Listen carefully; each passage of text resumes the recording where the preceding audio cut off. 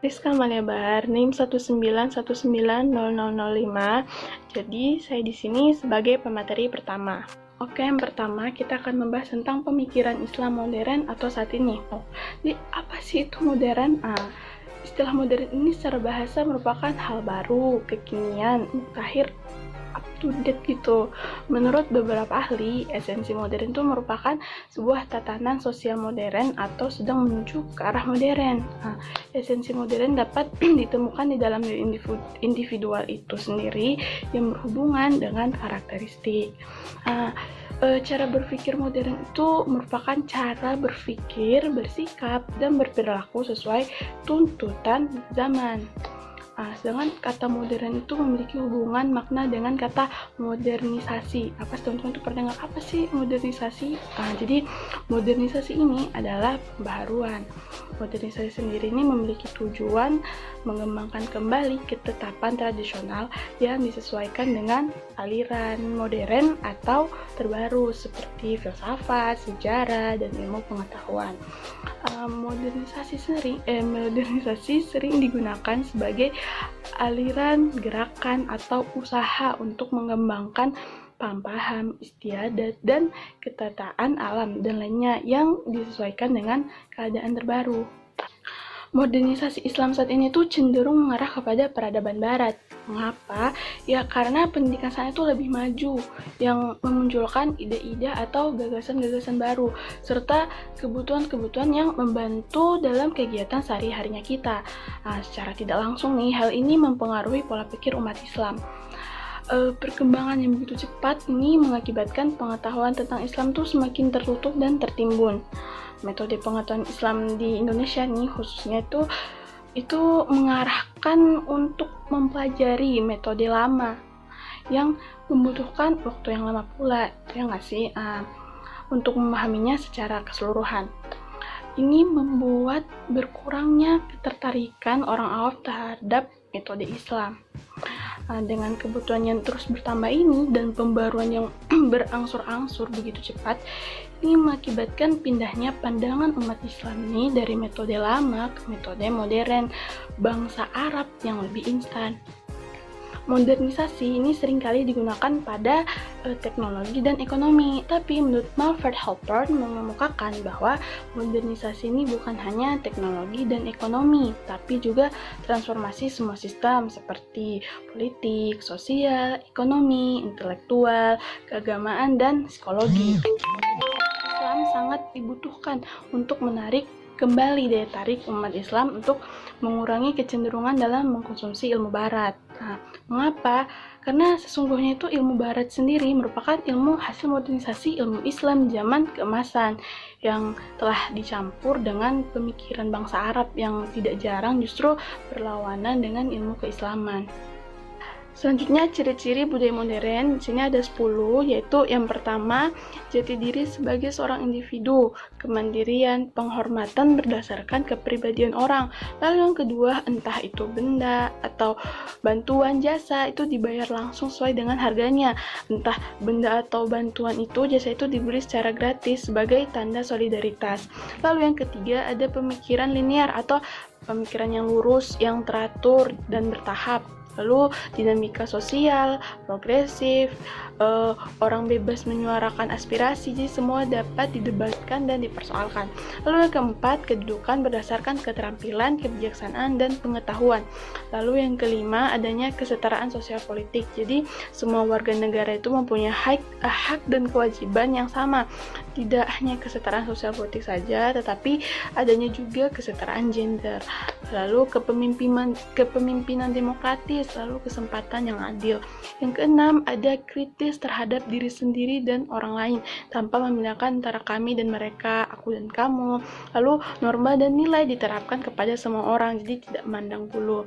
Lalu ketujuh, ada pemikiran analitis dan kritis. Jadi berpikir secara analitis atau analytical thinking ini diperlukan terutama dalam memecahkan suatu masalah.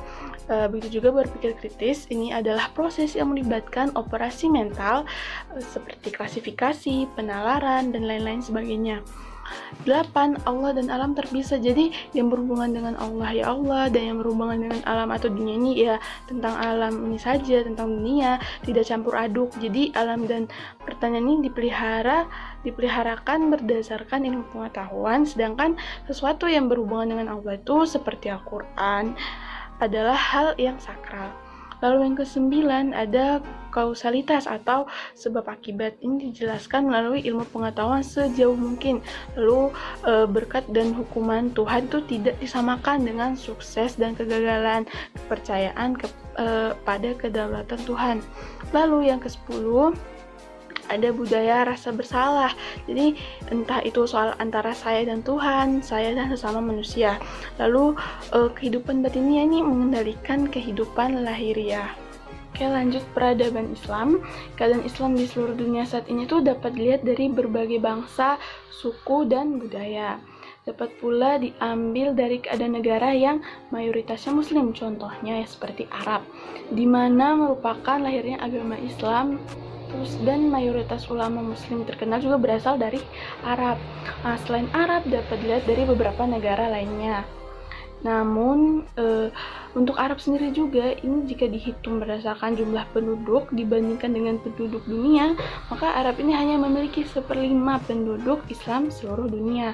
Nah, jadi penduduk Islam terbesar berada di negara kita Indonesia, lalu yang kedua Bangladesh, dilanjutkan dengan Pakistan, India, lalu Nigeria. Bukan di Arab Saudi, Mesir, dan Iran. Penduduk Islam Eropa lainnya ini berada di Amerika dan Kanada. Dengan munculnya Islam di berbagai penjuru dunia ini, maka menghadirkan peradaban-peradaban Muslim di seluruh dunia. Sekian, itu saja yang dapat saya sampaikan.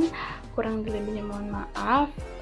Selanjutnya akan dilanjutkan oleh pemateri kedua, yaitu Mbak Rifa. Kepada saudari dipersilahkan. Assalamualaikum warahmatullahi wabarakatuh. Nama saya Ma'rifatul Wahidah, NIM 191900031, dan saya akan menjelaskan bagian kedua, yakni tentang idealitas dan tantangannya. Idealitas sendiri berasal dari kata ide, yang artinya dunia di dalam jiwa. Jadi pengertian ini tuh mengarah dalam pembuatan ide dari hal-hal yang bermateri atau fisik. Semua ilmu-ilmu Islam yang ada sekarang itu berasal dari idealitas atau pemikiran yang dikembangkan. Meskipun beberapa memang berasal dari hadis, tapi untuk memahaminya itu butuh pengembangan itu. Dan contohnya idealitas dalam Islam itu seperti ketika penggunaan jilbab, baju tertutup. Pada awalnya orang-orang yang tidak mengetahui apa fungsinya pasti berpikiran bahwa ini merupakan model, ini merupakan style yang merupakan tuntunan zaman dan harus diikuti seperti itu. Tapi mereka tidak memikirkan apa dampak negatifnya. Dan setelah terjadi beberapa kejadian, baru mereka memahami bahwa menutup aurat itu juga penting. Seperti banyaknya kasus-kasus yang tidak diinginkan hanya karena tidak menutup aurat seperti itu. Dan ada lagi yang kedua adalah larangan makan babi. Di dunia barat banyak sekali yang makan babi, dan mereka bahkan merasakan kalau babi itu merupakan daging terenak atau tergurih. Mereka sebelum adanya pernyataan di dalam Islam bahwa babi itu haram, mereka terus makannya. Dan ketika ada pernyataan itu, mereka pun sempat mengelak kalau babi itu bukanlah sesuatu yang berdampak negatif. Dan karena Islam sendiri tetap melakukan seperti itu karena mengikuti apa yang ada dalam Al-Quran, mereka akhirnya penasaran dan mereka meneliti dan menemukan bahwa di dalam babi sendiri itu terdapat sesuatu yang memang tidak layak untuk dimakan. Ada lagi yang contohnya lagi adalah strata sosial.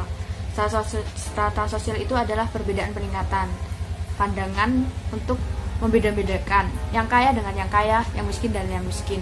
Dan orang yang kaya itu lebih sering dianggap sebagai orang yang bertahta di atas dan harus dihormati. Padahal tidak. Dan itu dalam Islam sudah dijelaskan dengan sangat detail dalam Al-Quran. Dalam Al-Quran menjelaskan bahwa semua orang itu berderajat sama. Yang berbeda hanyalah keimanan, takwa. Dan sedangkan iman dan takwa itu kita sebagai manusia tidak bisa menilainya dengan mata secara langsung, karena itu hanya bisa dinilai oleh Allah. Jadi sekarang masuk ke materi tentang tantangan Islam saat ini. Tantangan Islam saat ini mungkin yang lebih terlihat yang tahun kemarin itu yang lebih terlihat adalah tantangan fisik seperti pengeboman, fitnah-fitnah ISIS dan lain sebagainya. Meskipun sampai sekarang hal itu terus terjadi seperti Palestina dan negara-negara yang sekarang terjadi perang saudara, dan ternyata kebanyakan dari asal-usul tersebut itu bukan dari Islam sendiri, tapi ada yang seperti mengadu domba, sesuatu yang dari luar Islam untuk mempengaruhi, dan itu sudah terbukti nyata. Sekarang pun yang menjajah mereka bukan karena perpecahan itu, tapi dari Zionis Israel. Itulah mengapa dari kita sangat penting untuk memahami diri kita sendiri, karena kita harus membuat tameng dan menyaring semua info-info yang ada. Karena banyaknya media sosial yang sumber-sumbernya mungkin ada yang memang resmi dari sebuah perusahaan, namun belum tentu info tersebut merupakan info yang benar. Karena seringkali semuanya itu dipengaruhi persaingan politik, budaya, dan lain sebagainya. Intinya, tantangan Islam saat ini adalah tentang peradaban budaya barat yang semakin maju. Karena sering sekali kita lihat di Indonesia sendiri yang paling menonjol adalah orang yang beragama itu lebih mendalami ilmu-ilmu yang dahulu, sehingga kalaupun ingin membuat sebuah pembaharuan itu membutuhkan waktu yang sangat lama, kecuali memang orang tersebut dianugerahi pemikiran yang cepat. Sehingga kebanyakan dari masyarakat yang memang mungkin tidak terlalu sabar dalam menuntut ilmu, mereka mengambil sesuatu yang instan. Karena kebanyakan dari kita membutuhkan ekonomi yang baik, sehingga mereka akan mengambil jalan-jalan pintas untuk mendapatkan sesuatu yang baik. Dan dari situlah terkadang mereka terpengaruh budaya-budaya barat yang bisa mengakibatkan percampuran cara berpikir dan hilangnya pemikiran Islam murni. Seperti yang kita tahu, dulu Islam pernah mengalami masa-masa keemasan. Di dalam masa-masa keemasan tersebut banyak sekali ilmu-ilmu ditemukan. Dan dunia barat pada saat itu bukan berarti dunia barat bodoh, tapi memang Islam saat itu sedang maju-majunya sehingga terlihat lebih bawah dari mereka.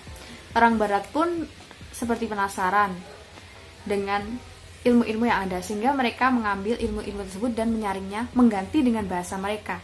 Dan kebanyakan dari bahasa itu, karena mereka kebanyakan kesulitan dengan bahasa Arab, mereka mengubah dengan bahasa mereka sendiri yang akhirnya seperti berbeda makna. Seperti yang kita kenal saat ini, seperti ilmu-ilmu fisika, matematika, dan lain sebagainya. Kebanyakan bahasa-bahasa yang ada, bahasa yang sudah diperbaharui ke dalam dunia barat. Itu sebenarnya merupakan sebuah contoh bahwa kita itu merupakan Islamnya sudah tercampur ilmunya. Selain dari politik, kita memiliki tantangan dari ideologi, yakni adanya cara berpikir yang justru di zaman ini sering disebut dengan al-adab, al-fakhr, wa at-tamjid, yang yaitu menunjukkan zaman keemasan yang telah berlalu dan berbangga dengannya. Dampak buruknya dari sikap ini adalah seringkali bila ada penemuan ilmiah dari pihak lain, kita berucap itu sudah ada dalam Al-Quran. Dan terkadang kita tidak mau mencoba meneliti lagi karena adanya kepercayaan pada dalam diri kita. Bukan berarti tidak ingin membuktikannya, justru seharusnya dengan percaya maka dibuktikan. bangsa barat memahami Islam karena mereka berawal dari ketidakpercayaan dan ingin mengetahuinya, sehingga mereka meneliti apa yang ada dalam Islam. Ada juga yang berusaha untuk memurnikan agama Islam, seperti yang dilakukan oleh gerakan Wahabiyah yang ada di Saudi Arabia, As-Sanusiyah di Libya, dan Jamaah Islamiyah di Pakistan. Mereka beranggapan bahwa masa-masa Rasulullah itu merupakan masa terbaik dan mereka ingin mengembalikan seperti masa-masa Rasulullah. Mereka ingin seperti hal-hal yang terbaik itu hanya dihalalkan seperti yang dilakukan Rasulullah pada zaman dahulu, tanpa mempertimbangkan faktor budaya dan perkembangan positif masyarakat. Mereka lupa atau mungkin tidak mau tahu bahwa Rasulullah SAW juga pernah bersabda, "Umatku seperti hujan, tidak diketahui apakah awalnya, tengahnya, atau akhirnya yang terbaik." Dengan logika, masa Rasulullah SAW dan sahabat-sahabat beliau sebaik-baiknya generasi. Maka mereka dengan gigih menolak dengan sesuatu yang datang sesudah masa itu, baik yang bersumber dari dalam masyarakat mereka sendiri, lebih-lebih datang dari luar masyarakat dan bangsa lain. Di sini sekali lagi mereka lupa nasihat Nabi SAW bahwa al-hikmah, yakni amal ilmiah dan ilmu amaliyah, adalah milik dan dambaan seorang muslim. Dimanapun ia ditemukan, maka sang muslim itulah yang wajar mengambilnya. Jadi mungkin banyak sekali yang bertanya-tanya, kenapa Islam saat ini tidak seperti masa lalu yang sempat jaya-jayanya sampai menimbulkan ilmu yang sangat luar biasa. Dan tentunya itu semua berasal dari adanya wilayah, waktu, dan tradisi yang ada di negara tersebut sebelum kedatangan Islam. Jadi kesimpulannya adalah janganlah kita terlalu terpengaruh dengan budaya barat, walaupun kita memang membutuhkannya. Setidaknya dibarengi dengan ilmu agama, sehingga ilmu dapat seimbang dan dapat membedakan mana yang hak untuk diperjuangkan dan mana yang tidak. Sekian dari saya. Wassalamualaikum warahmatullahi wabarakatuh.